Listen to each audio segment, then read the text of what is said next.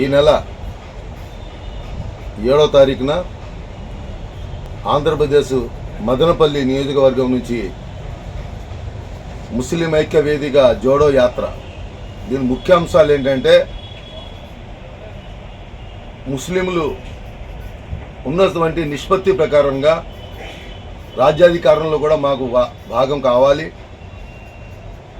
మాకు న్యాయమైనటువంటి ఎమ్మెల్యే స్థానాలు కానీ ఎంపీ స్థానాలు కానీ ముస్లింలకు కావాలి, ముస్లింలని గుర్తించాలి అని చెప్పేటి ఒక అందరికీ తెలియజేసేటువంటి యాత్రే ఈ జోడో యాత్ర. మదనపల్లి స్టార్ట్ అయినటువంటి జనవరి నెల 7వ తారీఖు స్టార్ట్ అయినటువంటి యాత్ర రేపు ఫిబ్రవరి తారీఖు 2వ రోజున మచిలీపట్నంకి చేరుకునుంది. మచిలీపట్నం కొత్త మసీదు సెంటర్లో బహిరంగ సభ.